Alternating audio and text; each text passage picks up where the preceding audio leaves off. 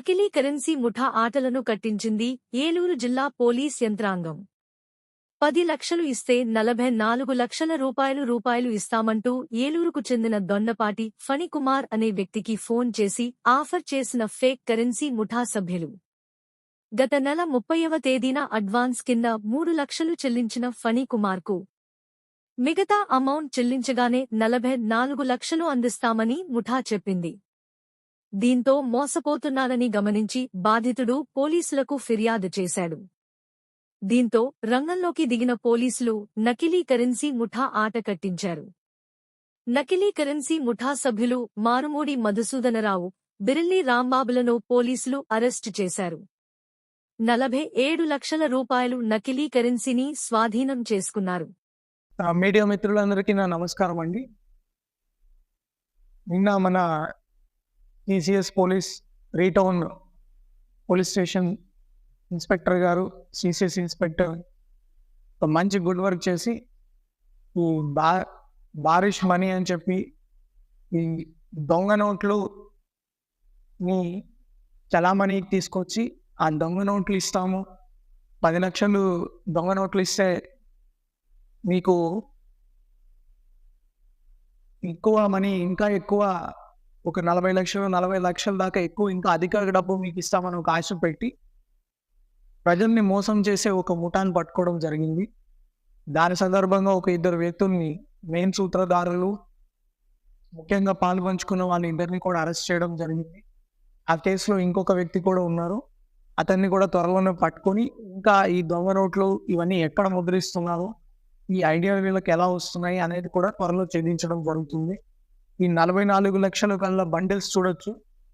వీళ్ళు ఎలా చేస్తున్నారంటే ఈ కిడ్ మన్ కొంచెం నోట్స్ని యాజ్ రియలిస్టిక్ యాజ్ పాసిబుల్ తయారు చేసి ఈ నోట్లని మీకు ఒకసారి చూపించి, ఈ నోట్లని మాకు ఉపయోగం లేదు, మేము ఉపయోగం చేసుకోలేము, లేకపోతే ఫలానా ఇంకొక కారణం చెప్పేసి ఈ 10 లక్షలు మీరు తీసుకోండి, 44 లక్షలు, 50 లక్షలు మీరు తీసుకోండి, మాకు ఒక 3 లక్షలు ఇస్తే చాలు, ఈ డబ్బు మాకు ఉపయోగపడదు, మీకైతే ఉపయోగపడచ్చు అని రకరకాల కారణాలు చెప్తారన్నమాట.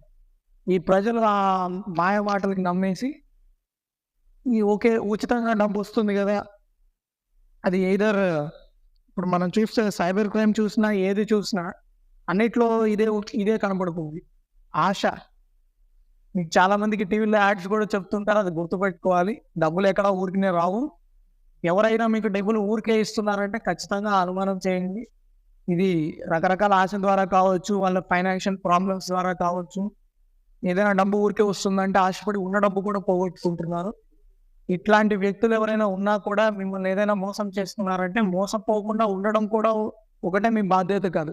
ఇట్లాంటి వ్యక్తులు ఎవరైనా మోసం చేస్తున్నారంటే ఇమ్మీడియట్లీ పోలీసుల దృష్టికి తీసుకురావడము, ఈ మన కంట్రోల్ రూమ్కి చెప్పడము కూడా మీ బాధ్యత.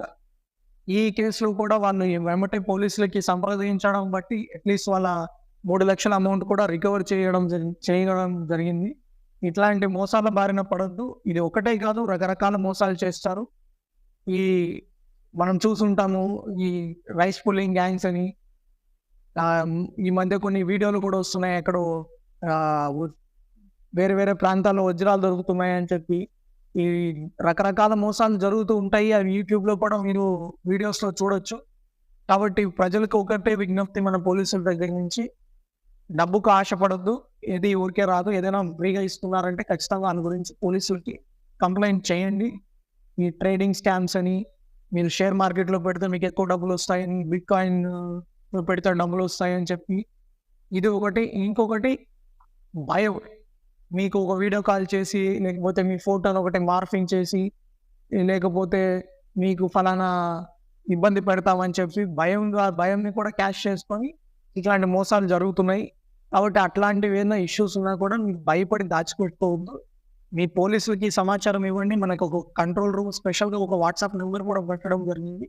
మీ వివరాలు కూడా కాన్ఫిడెన్షియల్గా ఉంచుతాము. ఖచ్చితంగా మీ పోగొట్టుకున్న మనీ కానీ, ఎవడైతే అలాంటి పర్పెట్రేటర్ ఉన్నారో వాళ్ళని కూడా పట్టుకోవడం కానీ జరుగుతుంది.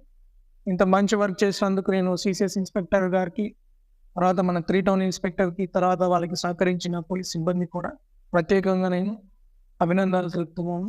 Thank you.